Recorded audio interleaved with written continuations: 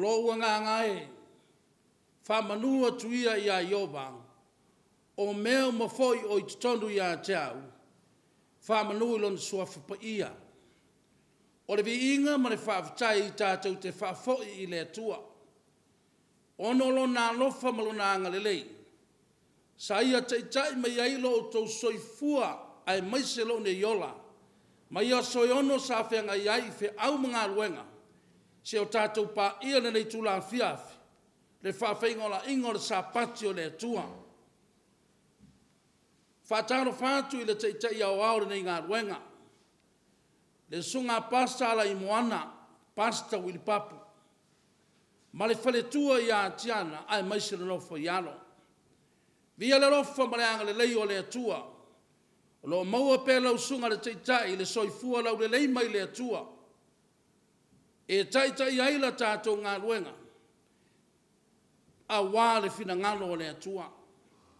A lofa le atua ia whaatumuina la uipu ma ia tau ma suasua. Le poto ma le atamai le malosi le tino sili la le anganga.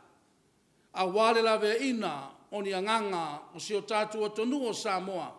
E tāpena ai le langi ma le ola e whawau. Whawhelo tu foi lao tu stusi tsunga pase a feta maspa o ma le whatua ai maisino fo iano. Le sunga le teu oa ma le wharetua e maisina nofo i ano. Whaafitai le atua o lo maua pēr le malosi. I tiu te whaina wala awina ai e le atua. A lofa le atua tulu i pēr le soifua lau le lei. A wā tiu te mawhaiwana wala awina ai e le atua. Whaafeilo e tu foi. Au whainga runga pa ia le atua i te temtanga luenga. O whea lava le tawha o lo e ngā lue ai. A wā le tau suino le vai o le ola. Ia iai le anga le lei o le atua.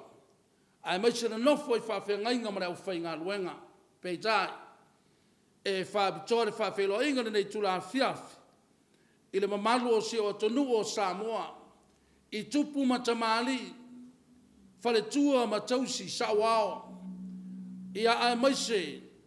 Le paia lasi o se o tonu o Samoa.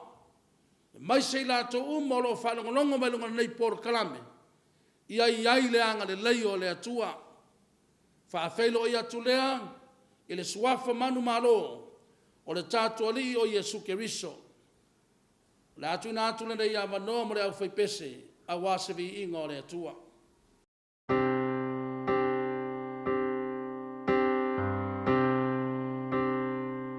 Yesu le asune.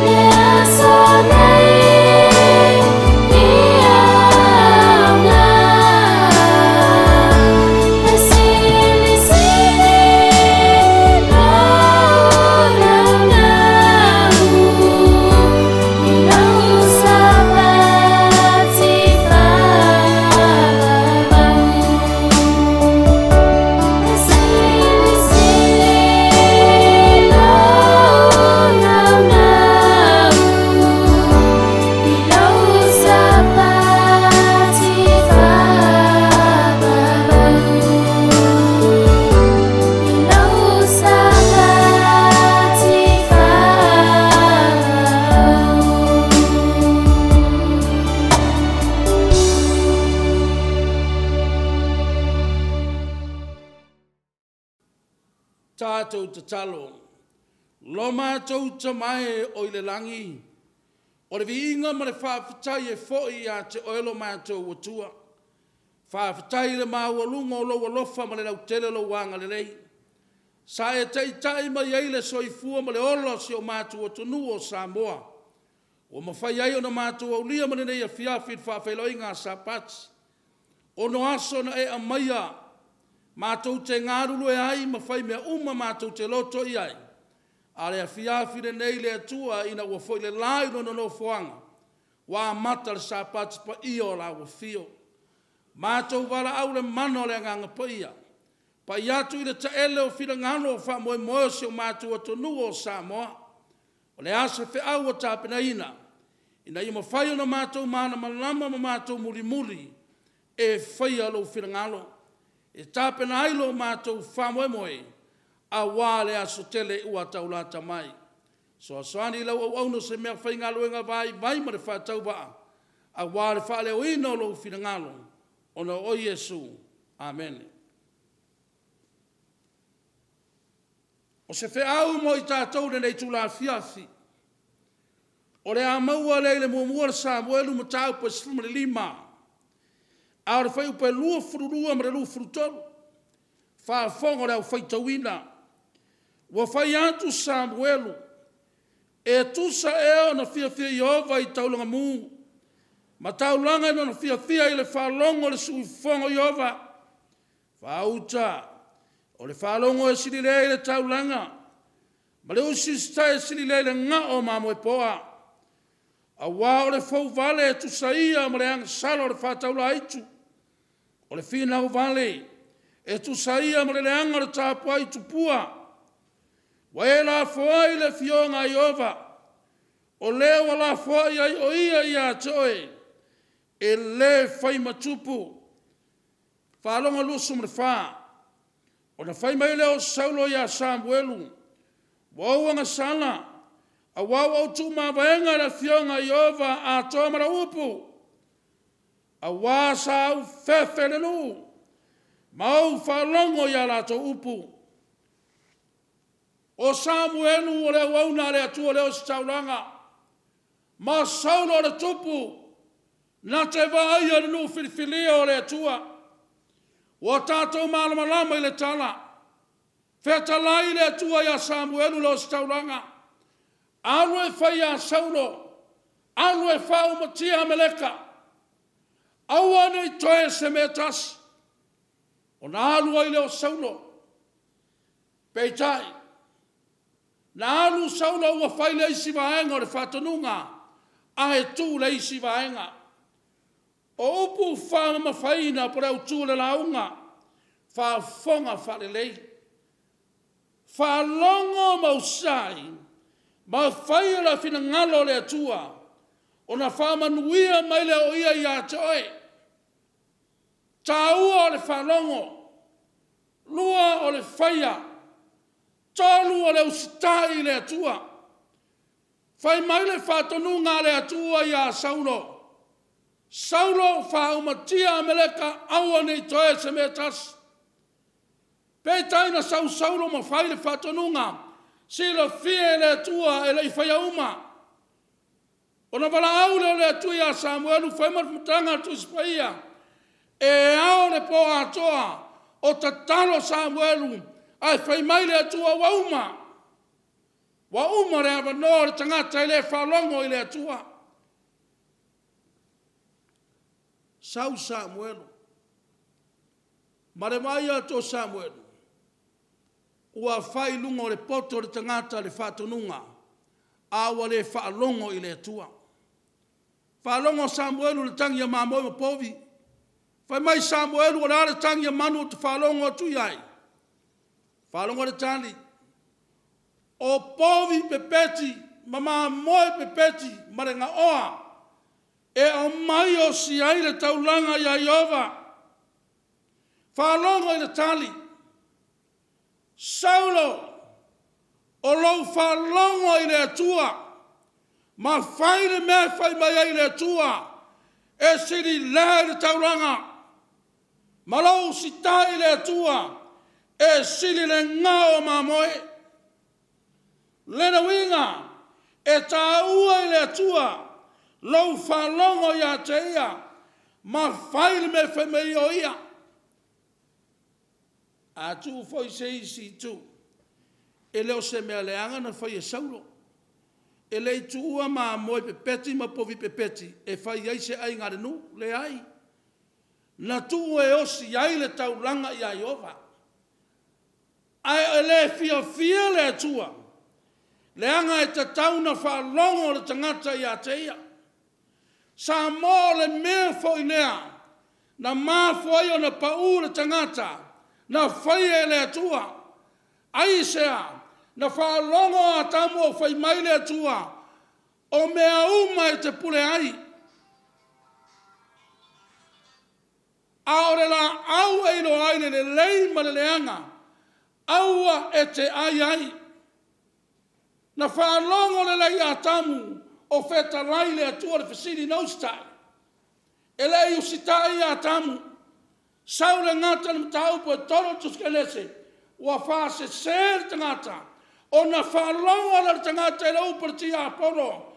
E oti ma whanoai.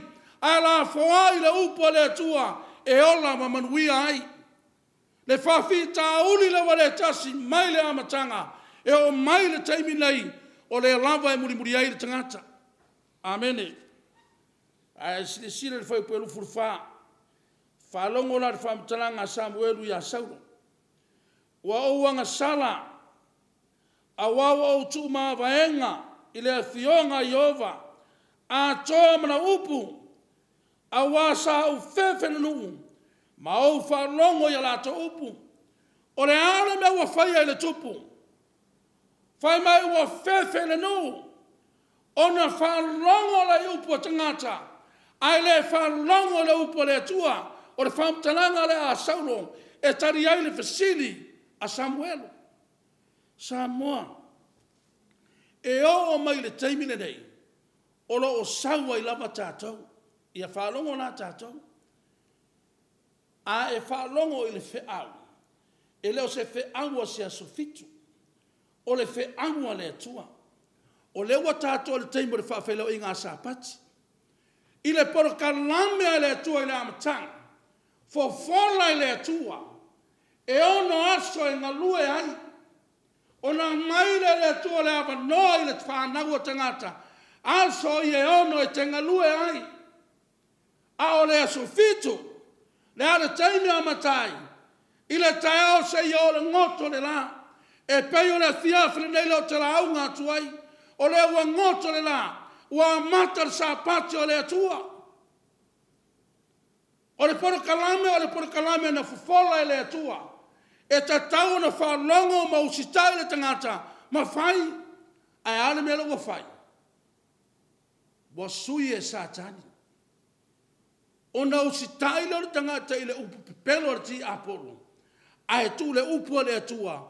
O no aso e ngalue ai. A le aso e fitu ai. O le Sapati a Iova. Ua umana tau mai e le atua. Ai manao Satane mimilo. O na le whalongo le tangata ma usitai le se ufofanga o le atua. Ma sui le aso e tapua iai. O ia e a whawhewhea le atua. Le atua o le na whaia oe. Le atua o le na whata oto le porkalame i e tena. Tā ua ia. Tau te sila fia. E whaatu sei e sula tangata poto. I le tangata e whaalongo. Whai mai e sula tu sila o mātai e fitu.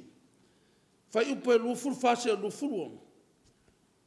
O te whaatu saina le tangata poto. I le tangata e whaalongo ma whai. Le tangata e whausia lo na whale lungo le papa. Le na winga o mea uma o whai mai ei Yesu. O le tangata ta maila. E muli mausitai e whai. Whai mai lo Yesu a o mai wanga. A o mai tawhenga. A o mai matangi. E le ma whai na pau le whale. Aisha. Langa le whaavale o le whale whaavai lungo o Yesu. E whanau nango le ola ia Yesu. E le popole po ala le upo tangata. Ai popole nei le whaia le upu, whai mai ai Yesu, whai mai le Yesu, o le tangata na, o le tangata poto, o le tangata e whaalongo ma whai, mea uma ia o te manao ai. Ai ale tangata e le whaalongo ma le whaia, whai mai Yesu, o te whaatu saina i le tangata valea. Samoa se o tonu se i tu lou le mamalu o Samoa. Wai walua ia so tapuai. Wasui e satani. Tau te sila fia. So se tangata lava e le tau sile upu le atua. Fai mai le atua. O le tangata fau vale. Fai mai saulo. Wa e la fua i le upu le atua. Va aipo o sa o le aso le e te tapuai ai. O lou le fai o le fina ngalo le atua. Fai mai saulo. Fai mai Samuela saulo. Wa e la fua i le fionga le atua. Langa o le upu le atua mai le amatanga.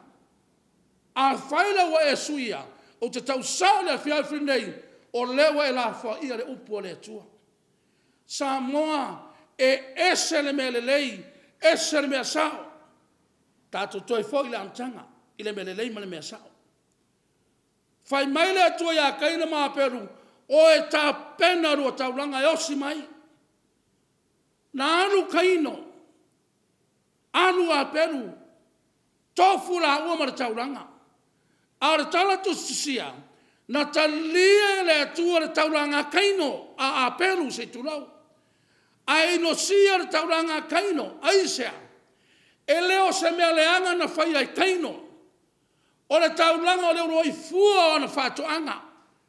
Ole mea le lei.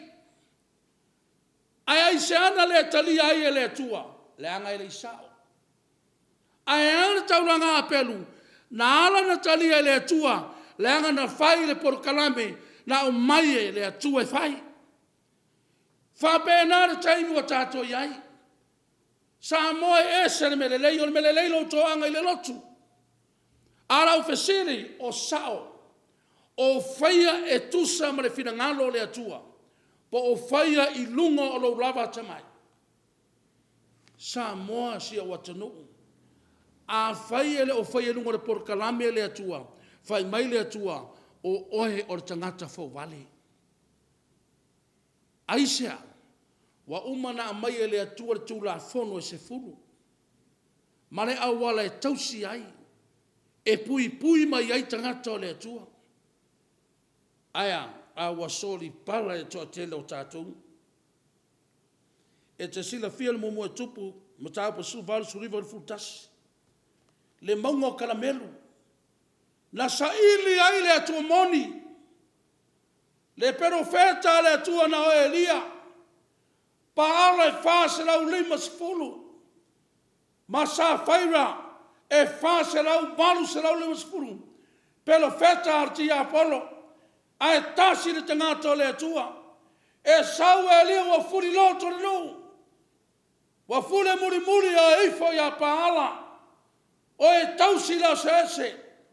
Fa mai e lia ina fili fili. Po ai to te muri muri ai. A fai o paala. Furi a paala. Ai a fai o le atua moni. Furi e tausi le upo o le atua moni. Samoa se watanu. E ese le tau o le upule o le whaalonga o male ustai. Taua ia i le atua. Whai mai le whamatalanga le atua. E ese le taua na whaila na au auna. Whai a sauro. O le mea wai e whaia. O le fau vale. Waia le wha i uina na upu. Na amata. Ai le wha i wina. Le mafuanga na wa tātou o ai seisi tūlanga. O na wa le wha longo le tangata i le atua.